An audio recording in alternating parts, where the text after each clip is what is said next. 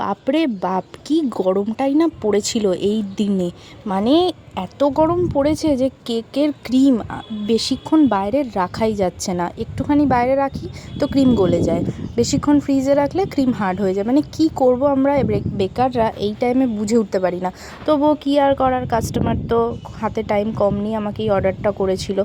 যতবারই আমি বলে দিই কাস্টমারকে যে একটু হাতে টাইম নিয়ে অর্ডার করবে এই গরমকালে, কারণ প্রত্যেকটা কেক সেট করার ব্যাপার থাকে, নয়তো লেয়ার না খুলে বেরিয়ে আসে। তবুও কাস্টমাররা তো কথা শোনে না, কাস্টমাররা তো একদম হাতে টাইম না নিয়ে আমাদের অর্ডার করে। তো কী আর করার, আমিও লেগে পড়লাম কাজে। তো এই কেকটা একটা নো নজল ওয়ার্ক ছিল, জাস্ট শুধু আমার প্যালেট নাইফ দিয়ে আমি কাজটা করেছি। তোমরা দেখে জানাবে আমাকে কেমন লাগলো।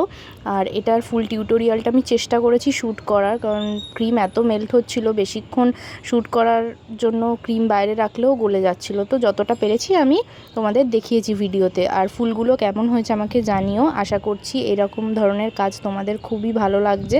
আমি এরকম আর একটা কাজ করেছি, সেটার ভিডিও খুব তাড়াতাড়ি আপলোড হবে। ও আর হ্যাঁ, এইটার কিন্তু 1 পাউন্ডের একটা কেক ছিল, আর ভেতরের ফ্লেভার ছিল ব্ল্যাক কারেন্ট।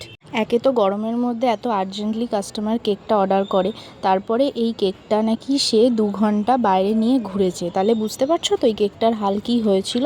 হ্যাঁ, সে কিন্তু আমাকে ছবি পাঠিয়েছিল, কেকটার লেয়ার খুলে একটা সাইডে গেছে আর ক্রিমটা পুরোটাই মেল্ট হয়ে গেছে। মানে একটা সাইডে কোনো রকমের ডিজাইনটা স্টে করেছে আর একটা সাইডে স্টে করেনি। তো তাহলেই ভাবো।